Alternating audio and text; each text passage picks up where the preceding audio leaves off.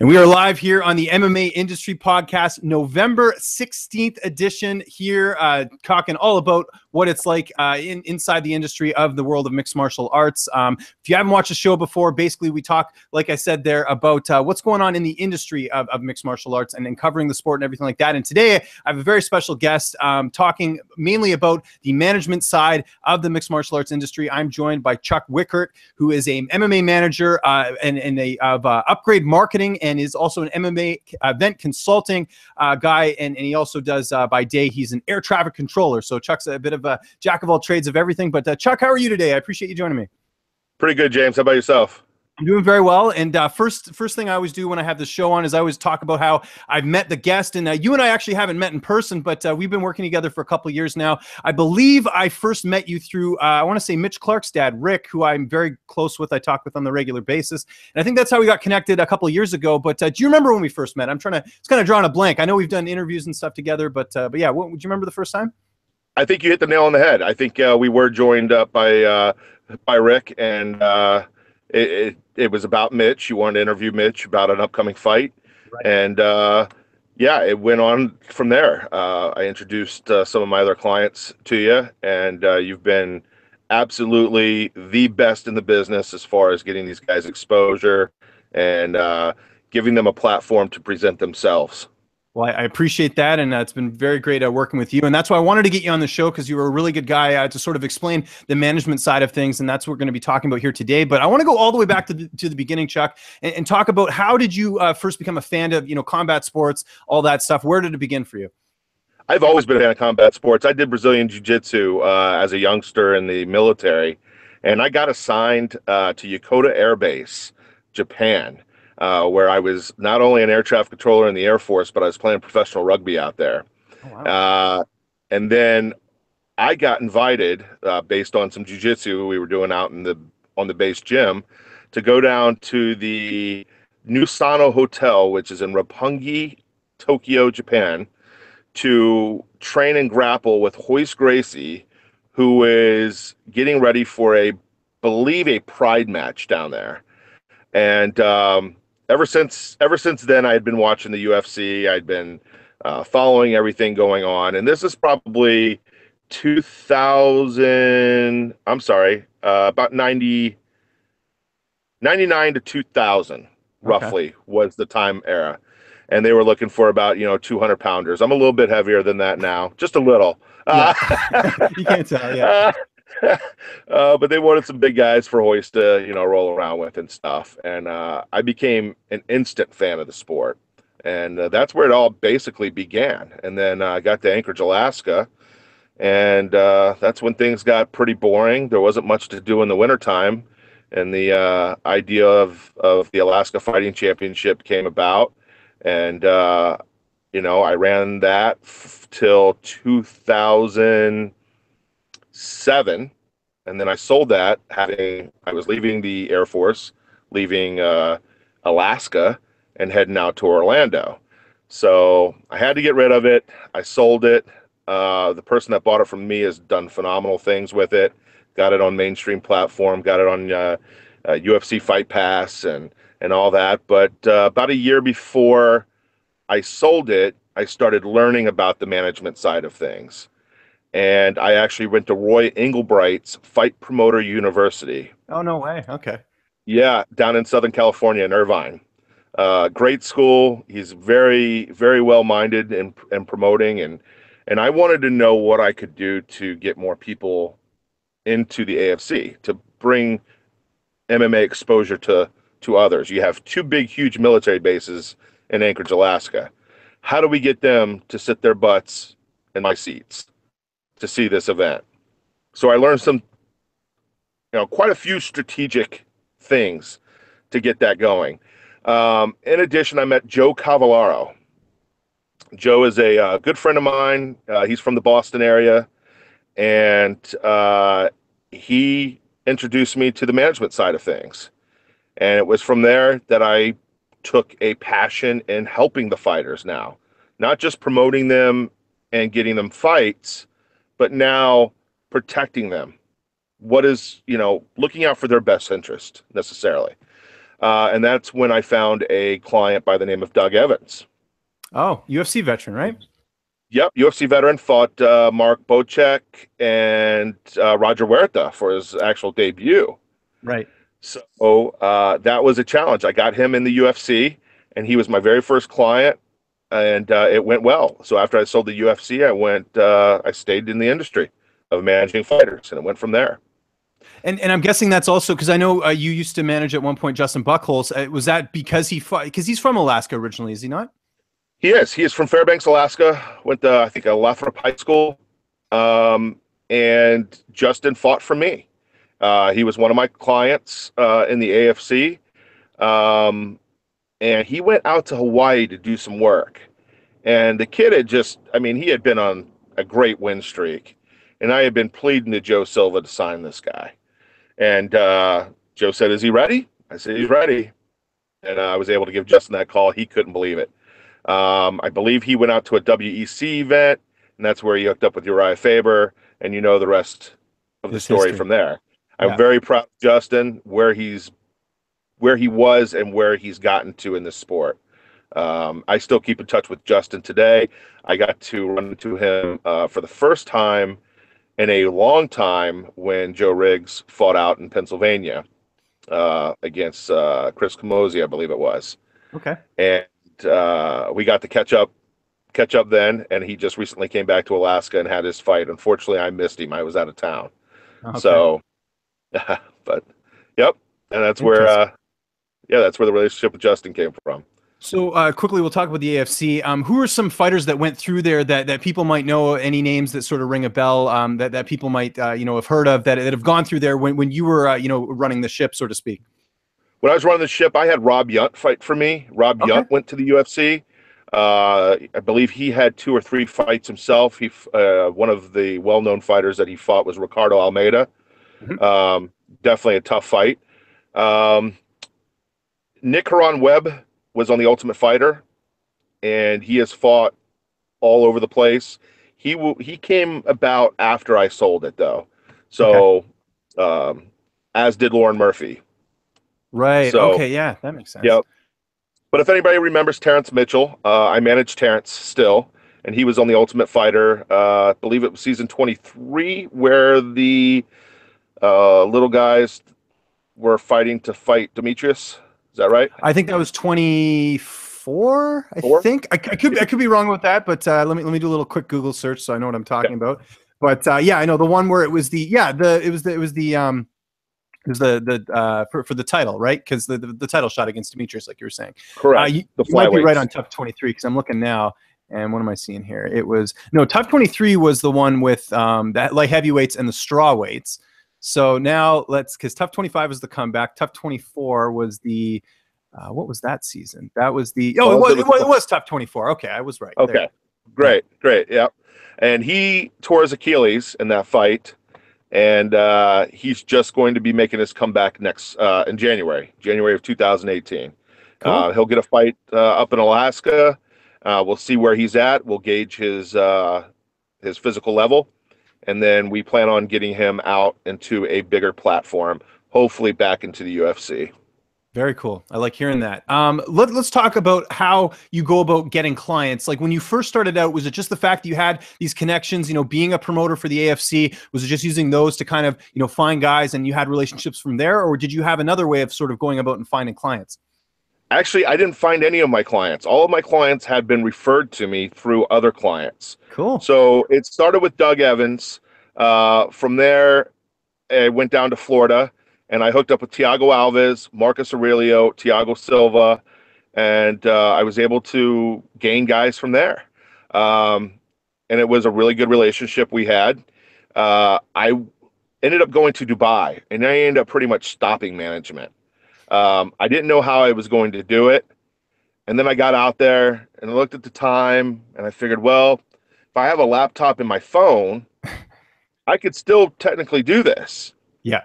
And it was a phone call that I got from Charles Ruaco, who you probably know quite well through MMAcanada.net. And Charles called me and said, I have a guy who's 9-0, and I need a manager for him. and this 9-0 fighter was named Mitch Clark. Nice. And I wasn't quick to jump on it. I said, let me have a conversation with him and see where it goes. Fell in love with the kid. You know, Mitch is just one of those guys you want to do anything you can for him. And Mitch has been probably the most loyal client that I've had. And he's been with me since day one. So Cool. He kind of got me back in the game, and from there it just kind of grew again. I got a lot of clients from Canada through that. I sent a lot of guys down to the MMA lab, so obviously I got a lot of clients through there. I've never really fished out any clients. Okay. I would like to start doing that because there's a lot of guys out there that I feel could benefit from what my experience is and how I can help them. And right now, my partner Julian and I we're trying to figure out the best way about going with that. One thing we don't do is we don't tamper with clients. Right. So I never want to try and, if a guy's on the cusp, his contract's over, and he's kind of wondering where he's going to go from there, we'll step in and provide information on what we will do to help him in his career. If he is still signed with a MMA agent, that's rule number one. You just don't do that. And there's a lot of guys out there that do. I'll just say that. And Okay. that's not right. How is your day-to-day these days with the fact that you have this day job as an air traffic controller, and then also you're doing the managing as well? Like, how do you balance your time like that? Like, what does a typical day look like for you? A typical day for me will be waking up, heading to the airport where I am an air traffic controller. I work airplanes. I tell them what to do. I go on breaks. I contact my clients. And at the end of the day, it's to the office and doing what I can to make this stuff work. It's reviewing contracts, calling my lawyer, because obviously I work with legal departments that overlook these contracts to make sure that everything that I want in them are in them and legally binded. So yeah, it's just sometimes it's 18-hour days. Yeah. No, I can imagine just with, having a full-time job and then doing something as big as this is managing. How about family and social life? How is it tough balancing that with, your day-to-day and then also the managing stuff? Like, do you really have to sort of have good time management, I would imagine, to do all that? Yeah, I mean, time management's everything. It's scheduling. I keep a very, very, very tight schedule. I block hours. Teaming up with Julian at Upgrade is going to help tremendously. He's not going to just be doing the sponsorship side of things anymore. He's going to start learning the actual administrative management, legal side of things, so that he can start taking over a lot of the things that I don't have time for. Yeah, well, that's how the business will grow. One of the reasons why I'm not known as one of the top MMA agents is because it's not a full-time thing. But some look at that as going, oh, well, he doesn't have time for me. No, I think you should look at it as I give a tentative time to you. Like my focus is on my fighters always. Yeah. And if I do need to take time away from my normal job, I'm able to do that to attend to their needs.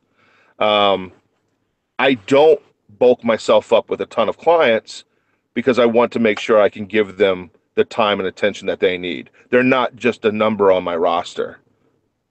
As of today, November 16th, who are some of the clients that you rep that you're allowed to talk about? And also, who are some that have been with you sort of the longest out of that group? Well, this now is a good time to go ahead and I know we broke the news already, but Hakeem Dawodu, he's probably going to blow this sport up in that featherweight division. I've been following him for a long time, as his entire professional career had been with the World Series of Fighting. So it was a very easy platform to see where he's been and where he's at now and how far he's grown. So I definitely, he's going to make a splash in the UFC. I'm very happy that we finally got him there. It's definitely where he belongs because he is one of the best in the world. Mitch Clark, I talk to Mitch almost every day. The guy's got a competitive heart.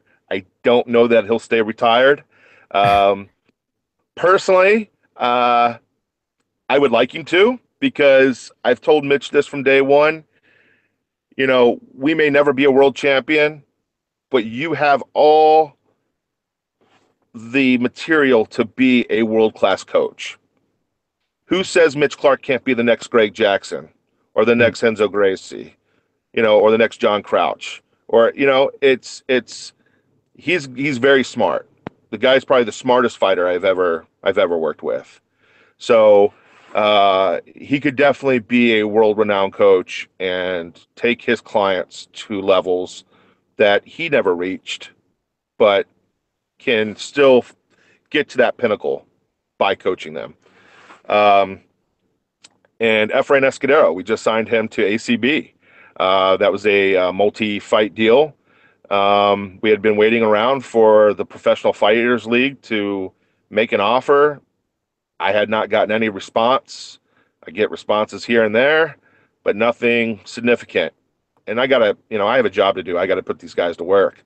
Yeah. So we felt ACB's monetary offer was right for him. We know that they're putting UFC caliber fighters in there, and they're going to give a platform for him to rejuvenate his career. And if the UFC is in his future again, we'll find our way there. But first things first, and that's his fight, I believe, tomorrow night, right? That's right. Yeah, for ACB 74. So great fight on there. So we're definitely looking forward to that. Excellent. You mentioned Hakeem Dawodu. I do want to talk a bit about him because there was a bit of a journey for him to actually get to the UFC first. So again, just talk about what you can. But he was with World Series of Fighting. I believe at some point there, and this is public. I mean, he was offered a title shot in World Series of Fighting, but there was a reason that he didn't take that and decided to sort of go the other way. Do you want to just kind of take us through the whole process of Hakeem in World Series of Fighting to getting to where he is now in the UFC? Well, Hakeem felt he was not as active as he would like to be with that promotion. And it had been a gripe from not just that fighter particular, but from other fighters as well, which means my fighter's in the same boat as everybody else. And it just wasn't a good situation mentally for him. He was ready to fight. And when you're in one of those contracts, you can't just go and fight for somebody else, and until a promotion has officially breached a contract, there's nothing really you can do about it. There's nothing in there that states you will fight within this amount of time frame. It says you will get this many fights within this time frame. So those contracts are really tricky. Unfortunately, I was not the one to deal with his original contract with the World Series.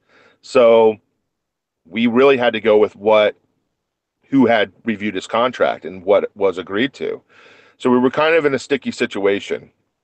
Well, it got to a point where there was a breach by the promotion, and I pointed that breach out, and we avoided any type of court proceedings and everything by me pointing out those things. And I feel I have a great relationship with Ray Sefo.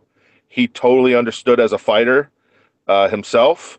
And that's one of the great things about Ray is when you bring something logical to him, he puts himself in that mindset of, okay, I was a fighter. If this was me, how would I feel? It's not just about money for him. So like most promoters who haven't fought, so they don't understand what it's really like to be in that situation that Hakeem was in. So we got him released. And we couldn't do anything. Like, he wanted me to talk to the UFC, and I kept telling him it's not something we can do while we're under an exclusive contract. Right. It is the one way that we will burn a bridge, 100%, because these guys talk. The UFC calls promotions to verify, is this fighter done with you? Mm-hmm. Do not go and sign somebody without, because they don't want to be known as a company that goes out and signs fighters that are under exclusive contracts with people. I'll tell you a story. Let's hear it. This story was really brutal for me, but I had to do what I had to do for my client. And Alex Ricci was a client of mine, and he's from the Toronto area there. Yep. And we signed him to a VTJ contract. Okay. Where he was going to be fighting over in Japan. Somebody fell out in the Vancouver event, I believe it was, Yes, And Josh Emmett, I think. yes, Josh Emmett. And this story even goes back even further, so we'll get to that Yeah, once. I know what you're going to get to. Yeah, we'll get to that. So, uh, so I Alex called me and says, "Hey, somebody that I know was around the news when the news broke that Joe Silva needed a 155er and he needed them quick. And because it was in Canada, you couldn't just bring an American in if he wasn't already signed to the Visa promotion. issues, things like that. Yeah. Right, correct. So they needed a Canadian. So I called Joe Silva right away and I said, "Hey, I just got a message from Alex Ricci that somebody that close to you said that you needed a 155er." And he says, "Yes. Is he ready to go?" And I said, "Yeah, he is." I said, "He was supposed to fight in 2 weeks in Japan." I said, "But I can get him out of that contract." Well, somebody in Canada, I won't say their name, broke the news that Alex Ricci was signed by the UFC before I had done any communication whatsoever with anybody. Yeah. VTJ saw the article. So when I go to VTJ and I'm like, "Hey, I need to get Alex Ricci into the UFC," they played hardball with me. Oh no. Very hardball. They did not want to let Alex go. And in their right, they didn't have to. They were upset that they didn't hear from me first, but it was totally out of my control. I'm not the one who leaked that information. There were other inside sources, as you know, that knew that Joe Silva had interest in Alex Ricci for this particular event. So it was midnight Eastern time when finally VTJ agreed to let him go. Now, there were monetary things that had to be paid. They wanted to be paid, and the UFC wasn't going to pay him, So there were some negotiations, some in which I can't talk about, Mm-hmm. that made this deal happen. But by far, in the 11 years that I've been managing fighters, this was the hardest deal to pull off. Joe Silva's words to me were, "If you don't get this done, you have royally fucked me." Wow. Excuse my language. No, swear away. I may be Canadian, but we can swear in here. It's all good. And well, if you've ever had a conversation with Joe Silva, I mean, he's very blunt. He's very straightforward. And he's not a man that I wanted to be on his bad side, Of course. because how else would I ever get my fighters into the UFC, right? Mm-hmm. So I respect the man. I understood where he was coming from, and I had to do whatever it took to make it happen. And obviously, we got it to happen. Mm-hmm. So Alex then got to fight in the UFC on about officially 3 days notice, 4 days notice. He spent the whole weekend stressing, as I did. No sleep, no nothing. The ironic thing about that is Andrew McInnes, another Canadian from Edmonton, was actually offered the fight with Josh Emmett. Unfortunately, he turned it down. He believed that Josh Emmett was a substance abuser, and instead of letting the process take its toll with USADA, he decided to turn the UFC contract down. So that's what happened there. But the way it all turned out, he might have ended up fighting Alex Ricci when it was all said and done. Injury, I know. Well, it would have been, it would have been, I guess, or it would have been Jeremy Kennedy, because wasn't it Kennedy who replaced him? I can't remember, but it was very interesting. And Kennedy actually fought up a weight class because he was a 45er, which was kind of interesting about the whole thing. So yeah, and Kennedy's a heck of a fighter. I thought it was an ideal matchup for Alex Ricci. I said we couldn't ask for a better opponent than this. Mm-hmm. And Jeremy Kennedy, let me tell you, that guy he's a stud. Yeah. No, he certainly is. So yeah, that's interesting. Kind of what, and there's also another part to this as well, that one of your other clients ended up taking that fight in Japan. Did he not? He did. It was Efrain Escudero. That's right. Yeah. And actually, Alex has Efrain to thank, because they wouldn't have let Alex go without a named opponent, without somebody with a name. And at that soon, it just was not going to happen. And luckily, they liked Efrain. They wanted him. They thought it was great. They thought that Efrain was even a bigger name than Alex. So if that guy had beaten, I forget the opponent's name, if he had beaten Efrain, that their opponent could have gotten into the UFC. So it was something that, all worked out, but it was literally Tuesday morning, 12:01 a.m. when the deal got done. Wow. And the fight was Saturday. That's crazy. Yeah, just sort of interesting, the behind the scenes stuff there. I want to go back a bit to Hakeem a little bit. So, we talked about him, being released and then him eventually signing as of, last week. But it seemed like this took a while for him to actually get there, because I think a lot of us that were looking on the outside, saw Hakeem, a guy who's from Calgary, close to neighboring Edmonton. You got that UFC 215 card. It seemed like that was a slam dunk. What was sort of the process, going from him being a free agent to him getting signed? And, were you ever worried at all that this might not happen because, with the fact that the UFC just wasn't showing any interest when they had a golden opportunity at 215? They had interest. They had interest all along. But what a lot of fighters don't realize is the UFC only has a certain amount of roster spaces for each weight class. It's the only way that they can fulfill their contractual agreement.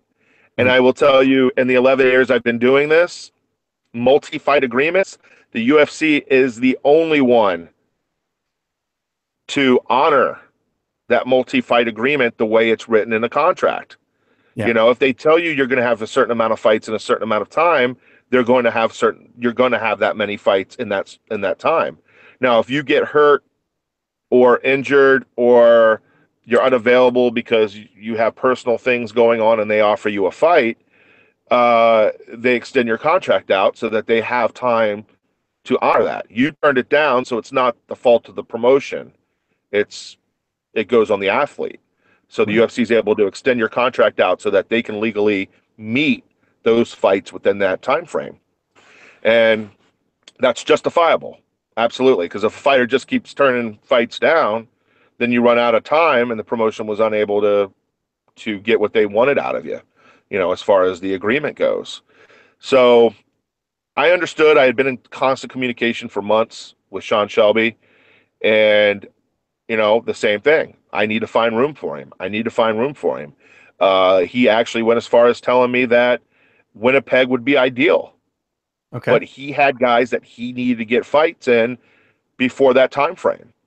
Right. And whether they sell tickets or they're from Canada, he's going to honor the contracts that he has in place. And then finally, I called him and I said, look, I need to know what to do. My client's going nuts. I'm holding on to him and he's itching to fight, and I said, I feel like I need to know something, or, we may have to go sign somewhere else and fight. And I was never going to sign to a multi-fight deal, Hakeem, anywhere else. It was going to have to be one-fight deals here and there, because with Zuffa outs, because essentially I knew, Hakeem definitely had doubts. I can understand that sitting where he is. Yeah. But I knew the UFC would take him. The only thing that would hold up that process would be if Hakeem had taken a loss, and that on the way there, basically. Had he taken a loss, definitely he would have taken some steps back, which is what I kind of wanted to prevent from getting him a fight at all. It's like, just hang on a little bit longer. And then finally, when I pressed Shawn, I'm like, okay, I'm at crunch time. My client's upset at me. I've got to go somewhere. He goes, I'm going to need a featherweight soon. Here's your offer. Nice. Yep. So it all worked out, thankfully. Yes. It's where Hakeem's wanted to go. He would have fought elsewhere. I had been in contact with Ray Sefo about the potential of renegotiating his contract under the new company, the Professional Fighters League. No matter how much the money was, Hakeem made a personal decision, a professional decision, and a decision that I have to honor, regardless whether I thought differently or not. He wanted to be on the biggest platform in the MMA industry, and that is undeniable, the UFC. Yeah. And it certainly worked out well for him. Now, as all this is going on, are you getting different offers? Is there anything you can kind of talk about from that? Like, was you mentioned, Pro Fight League? Were there any other promotions that sort of stepped up to the plate and said, "Hey, we want this guy"? Bellator had interest. But they weren't pulling the trigger.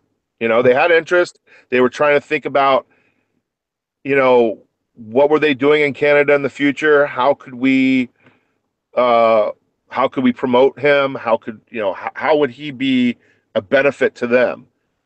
Well, I gave him lots of reasons. Yeah. Number one, I think he's a top 5 featherweight in the world, hands down. I think he could step in today with a Max Holloway, with a Jeremy Stevens. I think he's at that level. I presented him to Greg Jackson's. I was like, I think this is the best camp for him. What can you do for him? You guys tell me. Had a meeting with Greg Jackson's.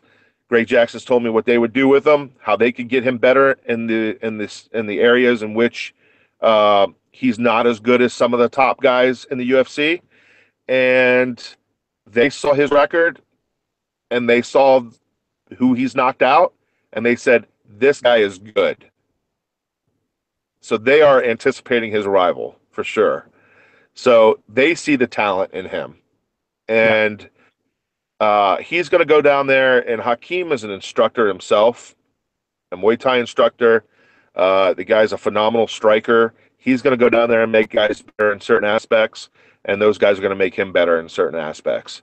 And I think that's going to make him a totally different fighter and a very dangerous fighter. And I know there's a great relationship there between Jackson's and yourself, because I know Mitch Clark made a very positive impact when he was down there, so much to the point that I know that Mike Winklejohn actually sent Mitch like this huge message to his dad, because his dad was telling me about it and how much of an impact Mitch made there. So that's good that you've had that, and it can kind of benefit other fighters, like in Hakeem's case, where you can go down there and train with some of the top guys in the world. That's just it. Where are the top guys fighting at? And that's where you have to look at, not necessarily where your opponent's fighting, or not your opponent, but where that champion is fighting at, or training at. So those are the things that you have to think about. You have to think about what the gym offers your client. Where are your client's weaknesses at? What gym is going to help him get to a level in which he can compete with the best in the UFC? And I think Jackson's does. I think that is a great gym. I think they have a regimen set for these fighters, a schedule where they go in, they do what they have to do, and they stay mentally focused. These guys are like a big family. They keep each other mentally focused. I will tell you that Mitch has gone to other camps, and his mind was rattled. He just didn't know what was next.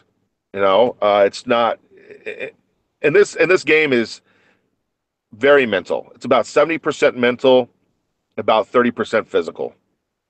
And I think Mitch said it best. My mind, or he said, my body doesn't do what the mind wants it to. Right. And that just, it's a mental thing. And sometimes your body can't perform, but if your mind can, let me tell you, when Mitch beat Al Iaquinta, that was mental. Right. 100% mental. He saw a situation. He's smart. He has seen this many times in his home gym. That wasn't something that was taught to him anywhere else but home. And he found himself zoned in mentally, and he did what he had to do. So keeping these guys mentally focused is number one. So where are they going to get that at? I believe Greg Jackson's a great place for that. Yeah, I certainly agree with that, and I'm excited to see Hakeem go there and see some of the things that he can bring to them, and also them bringing to him as well. So that'll be interesting. Do we have any updates on him as far as maybe what card we're going to see him on? We said when I spoke to him it was January, February, and no opponents yet. But I mean, certainly I would think the idea is to get him a name or some like a top guy similar to what Justin Gaethje did when he came into the UFC. Well, let's go back to him being offered that title shot in the World Series of Fighting. Yeah. He was actually offered 2 title shots. Okay. And the reason why we turned them down was not because of the opponent. You know, I believe he can compete and beat Lance Palmer all day long. It was about once you win the title, you're automatically stuck with that promotion for 12 more months. And it's not something he wanted to do. So we turned down the title shot. We didn't turn down the fight, and we didn't turn down the ability to fight. He was available to fight. He just turned down the title shot, which the contract doesn't state. It says if you turn down a fight. We didn't turn down the fight. We'll fight the guy. It just won't be for a title. So that's the contract stuff came, and that's where, you know, I've been around this game long enough. I know the tricks of the trade, you know. So he was actually offered 2 title shots. Both times they wanted him to fight for the title. They wanted to fight Lance Palmer and then Andre Harrison. And I believe that's his name, correct? Yeah, it is the Bull, Andre Harrison. You got it. Yeah. And we turned it down simply just because he didn't want to be stuck in the promotion. So I did ask Shawn for a top 10 to 15 ranked UFC featherweight. And I used the reasoning for David Branch and Justin Gaethje both going over and getting basically title contention spots. They both fought top 5 guys, probably top 3 guys, right? I mean, Branch got Rockhold and Justin Gaethje got Michael Johnson. You got Michael Johnson. That was a, you know, tough opponent. Yeah, and I feel Hakeem could do the same thing. I look at Hakeem as being a world champion, even though we didn't take the title shots, it was for contractual reasons. I believe he was world champion. You know, right. Nobody else could beat him. He knocked out everybody he fought. I mean, there was nothing left. So I want him to hit the ground running in the UFC. However, I kind of pulled back a little bit. I'm not pushing Shawn Shelby for a top 10 to 15 ranked opponent. I will let Shawn Shelby decide. Yeah. Because with Hakeem now being out for 8 months, it'll be almost a year by the time he steps in. I don't want him to have the extra pressure of necessarily his manager pushing him to fight a higher ranked guy than what he might necessarily want for his debut. Hakeem is a sport. Let me tell you, the guy will fight anybody, anywhere, anytime. He doesn't care who he fights. You know, if it's Max Holloway and a title shot in 2 weeks, he would do it. But I'll just let Shawn Shelby decide at what level he wants to start Hakeem at. It may be something low where they want to promote him, you know, like they did Conor McGregor. Give him 4 or 5 fights before, you know, you stick him right in a title mix. Let people understand who he is first, then put him right in there. People knew who Justin Gaethje was. You know, he was heavily promoted by the Professional Fight League or World Series of Fighting, and you know he was able to be put in that spotlight. Unfortunately, I believe Hakeem ended up fighting on an undercard against Steven Seiler because we didn't take the title shot. Yeah, and that was still a tough fight too. That was, and you know, just quickly on that, you know, you guys could have just, you know, not fought or whatever, but you fought a UFC veteran in Steven Seiler, and he put on a great performance, and that in itself was a risk, because if he would have lost, like you said, the offer probably wouldn't have been there right away. That's absolutely correct. It wouldn't have been there. You know, we would have had to probably stay in the promotion and get back on another winning streak before we could find ourselves in another position where we could escape from the contract and go with the UFC. Was there just on that same note? Was there ever did they ever want Hakeem to go on the Contender Series at all? Because I know sometimes they with certain guys. I know right now Titan FC, they're dealing with that with Jose Shorty Torres. They told him to go into Contender Series initially. Was there any talk of that, or was it? I mean, I guess for you guys, it was always getting to the UFC. It was always going straight to the UFC. I never really pushed my clients even into the Ultimate Fighter. Right. If it was something they wanted to do to be on TV, it was fine, but it was never anything that they had to do. You know, I always felt they had a better chance of getting in by just fighting and me pushing them. And almost every fighter I've pushed, I've eventually gotten to the UFC. Terrence, that opportunity, they reached out to me. Jason Haddon from the UFC, I think he now works for the Professional Fighters League, contacted me and said, "We want Terrence." I said, "Okay." And you know, that's where that went. Austin Ryan was another one they wanted, but unfortunately, he was the first alternate every time. He went back down to Vegas because they had a guy with some medical problems, and they weren't sure that he was going to be being able to compete. Um, you know, but that was an interesting situation. I felt Austin Ryan definitely deserved to be on that show. Um, but Terrence is marketable. That's the thing about him. I don't know if you've gotten a chance to ever talk with him. I haven't interviewed him. Definitely would love to in the future. But he, I remember seeing him on the show, and he was, if I'm not mistaken, he was one of the guys that just sort of kind of had that cool story. Guy from Alaska, sort of came out of nowhere type thing, and did really sort of captivated the audience, I would say, on The Ultimate Fighter. Yeah, he's. I just had dinner with him last week. He and his fiance, just a great human being. Him and his brother both. His brother Maurice fights in 135-pound division, lives in Sacramento, and trains out of Team Alpha Male. Nice. So he's won that Flow Combat, was put at in the top 20 of top prospects. So right. It's going to be interesting to see both these guys come back up and resurface back into the circuit. But you're talking about two brothers with a lot of personality. They're African American. They talk like California surfers, and they're from Alaska. Right. I mean, it just it's not your typical what you're used to seeing. No, not at all. Yeah. We talked a bit about your day-to-day. As far as being a manager, what are some of the challenges you face on a regular basis, and what are some challenges that you face when it comes to getting guys signed? Like, what are some things that you sort of have to be mindful of as you're going through the process? Just the understanding, trying to get the fighter to understand what I'm telling them. It seemed almost like, for instance, I'll use Hakeem as a.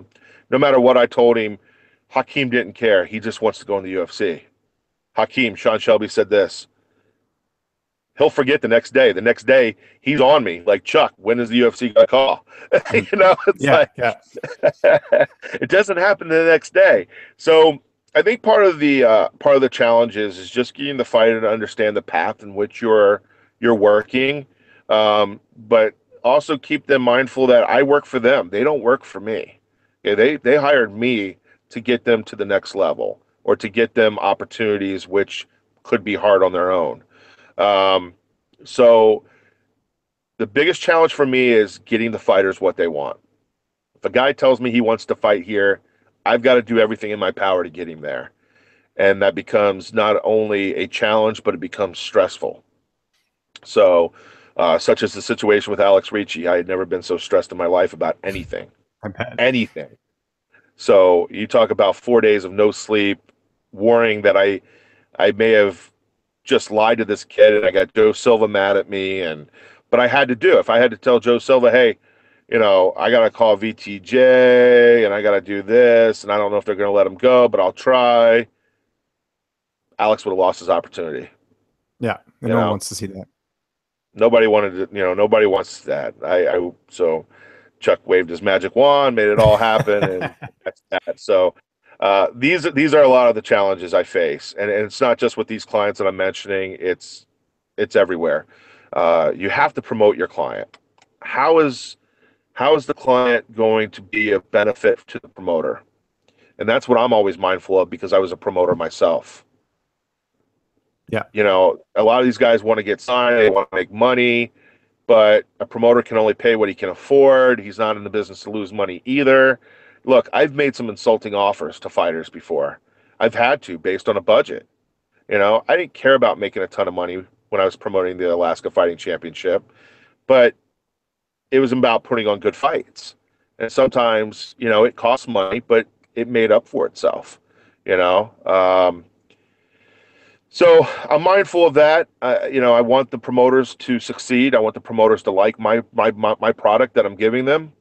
So these are a lot of the things I think about in the whole process of getting a fighter into a deal and making it work. What are some things, I mean, you've been in this business a long time. What are some things that you see with other managers that you don't like, that are kind of, things that you would tend to avoid as a manager yourself? Well, the one thing I didn't like is the sponsorship industry was very good a long time ago when I came into the sport. very, very good. The fighters were happy, and then every Tom, Dick, and Harry decided they wanted to be an MMA manager, and they didn't know the industry, and they come in and they undercut all the agencies, all the people that have been doing it for years. And sponsorship is now, I'm sure you've heard the gripes and grumbles. It's just not where it's at anymore. Most of it now is product, not monetary. Well, product doesn't pay my fighters' bills. Right. And, so it hurt the industry. The other thing is I never make a promise to a fighter other than I will do 100% what I can. If you ask Hakeem, I never promised him to get him into the UFC. I said I would do what I can. I'll tell you that somebody approached him and said, I guarantee I'll get you in the UFC. Just not good ethic. It's just I stay away from promises. Nobody will ever be able to say, Chuck filled me with a broken promise. And I work hard for the fighters. I care about them as people, not just names on my roster. If they need something, Efrain's a very good example. You can ask Efrain. He's called me and asked me for help in more ways than one. And he looks at me as not just a manager, but somebody he can confide to. He can call up and talk about life and those things. And I have compassion for that. So I care about my guys immensely.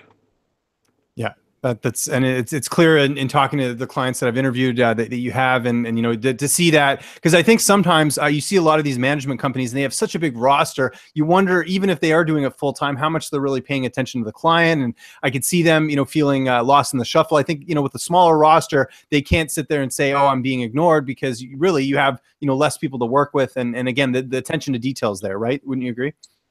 Yeah, absolutely. I mean, I have a specific phone just for MMA, and Okay. that phone goes around me everywhere.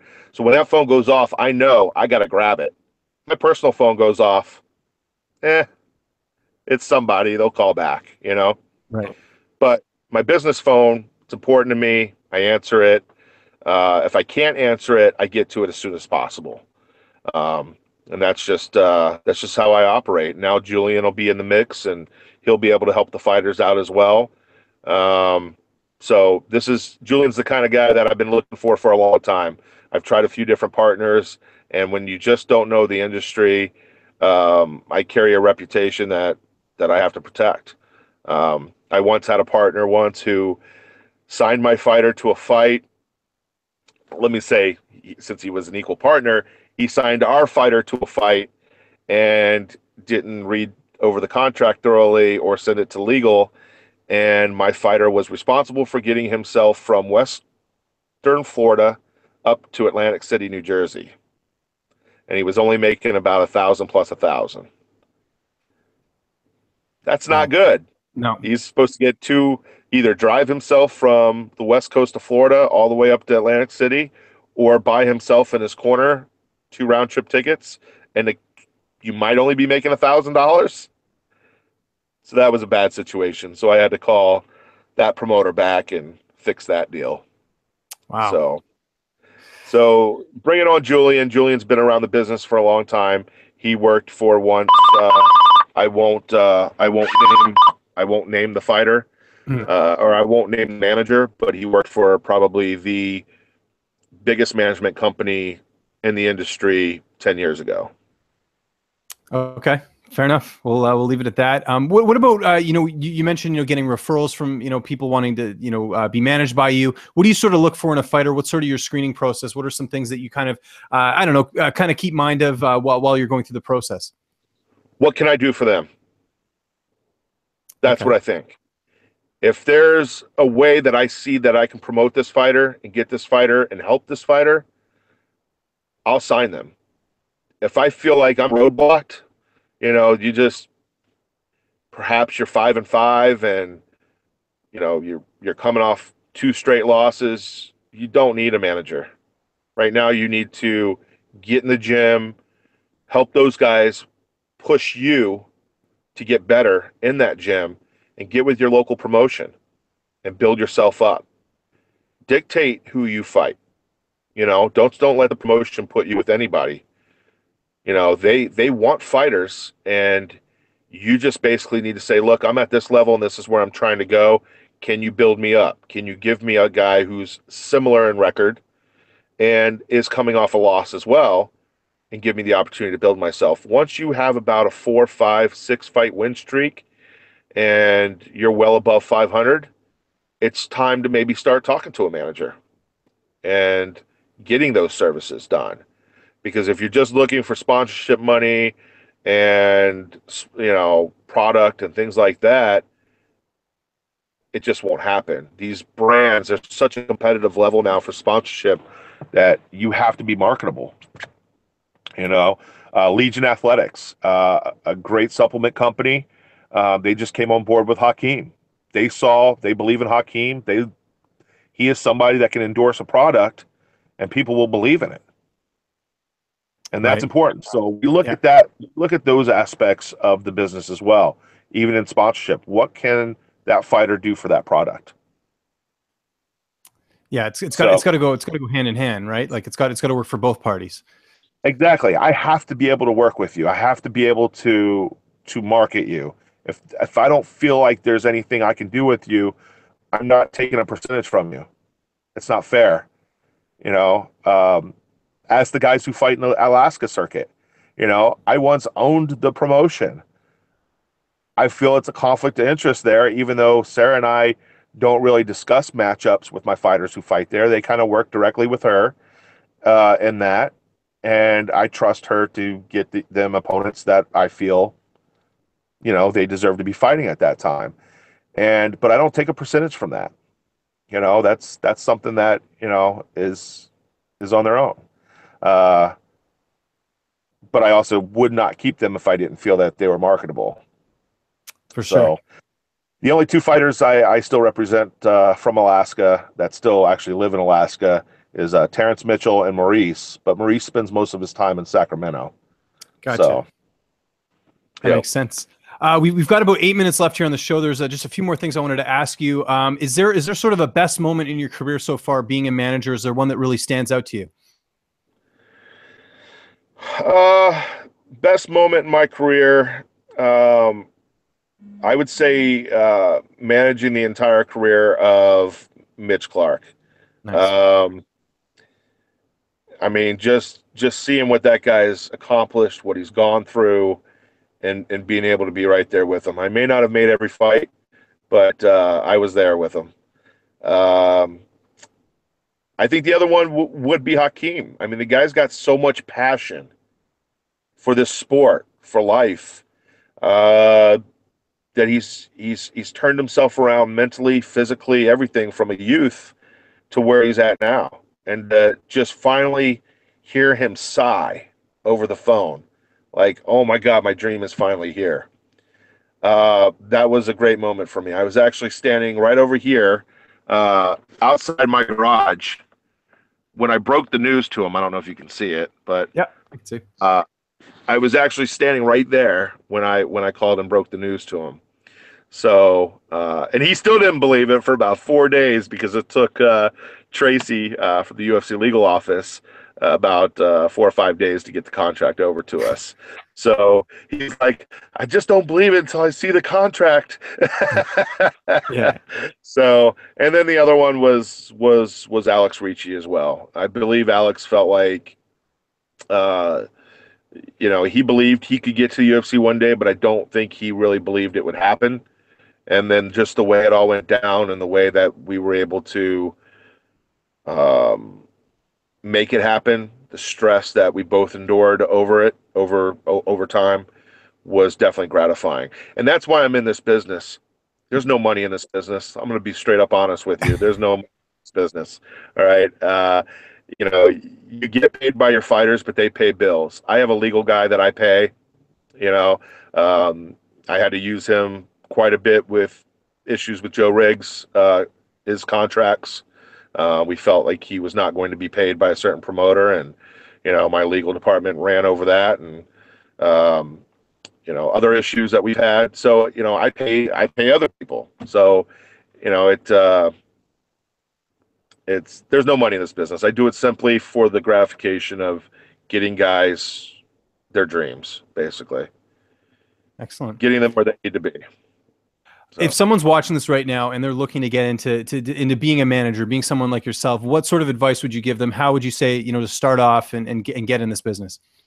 Find somebody trustworthy that's been doing it for a while and learn from them. My partner, Julian, is the same thing. He's always dealt with marketing and sponsorships. Now he's ready to take on the next role. I will pass along everything that I know, and he's in Southern California. There's other guys down there that he'll be able to talk to that have been in the business as well. And he's also very good friends with Joe Cavallaro. Joe is somebody that has been in this business for a long, long, long time. He's managed, the old Kenny Florian and Marcus Davis and, the Irish Hand Grenade, so he, all the old Boston guys, He took Sam Hoger, actually. Remember the Alaskan Assassin? Of course. Never forget season 1 of The Ultimate Fighter. That's right. Season 1. He managed Sam. Wow. So Sam and I spent some time together hanging out up in Alaska and talking about Joe. And so definitely get yourself with the right person and learn the industry, because the biggest thing you want to do is protect your fighter. And if you don't know how to protect your fighter, you don't need to be managing athletes. Yeah, one of the big things I talk about on here, and we normally, talk to journalists and things like that, is, have mentors, have people that you rely on, people you can trust, people that you look up to. And I think that's so important. And especially in this case, like you said, it's important to have people that that you trust, that can give you that advice, that can point you in the right direction. Because a lot of times you see people trying to do things on their own, or they think they know how to do things and they're just not doing it right. And it ends up hurting their reputation and hurting their reputation with the fighters as well, too. That's right. That's right. I can't tell you how many clients I've gotten that have come to me and said, everything that their manager did to them that was wrong. And one of the reasons why I don't make promises, number one, the only promise I make is that I work 110% for you. That's it. Excellent. What do you got coming up, Chuck? And where can people, find you on social media? If there's anything you want to plug, by all means, take your time. We've got about 3 minutes left. So by all means, the floor is yours, sir. Okay, well, I want to thank my partner, Julian, Upgrade Marketing. We're doing good things together, and we're going to continue to sign top talent and really pushing to gain more sponsors for these athletes so that they're taken care of through nutrition, through gear, through supplements, and things like that. So I want to thank Legion for jumping on board with us, Hayabusa, Virus, and all the other apparel companies that have come on with us. I want to thank all my clients for being just great to me, and I think we've got a great working relationship. I want to thank you especially for having me on today. It's been great. Yeah, it's pleasure's all mine, Chuck. It's good I wanted to get you on, like I said, to talk about the management side. I feel like this was very informative for a lot of people. Plus, we got to tell a lot of cool stories too in between, which is always what I'm looking for on here. Yeah. For anyone watching this, you can always find me on Twitter at Lynch on Sports. You can find my work all over the place, but especially here on Fightful, you'll see a lot of my interviews here, including one that I did with Hakeem last week, and then of course the one I did with Efren as well. So you definitely have to check those out on Fightful.com. And we're gonna end it here, Chuck. It was great talking to you. Definitely got to get you back on at some point again. And I hope everyone enjoyed today's episode. Feedback, by all means, if you guys have feedback, my DMs are open on Twitter. You can definitely get a hold of me. I'm very easy to get a hold of. I'm always looking to improve this show. If there's things you like, you don't like, by all means, hit me up. And we're going to end it there. And Chuck, can't thank you again. And everyone have a good day. Thanks for watching.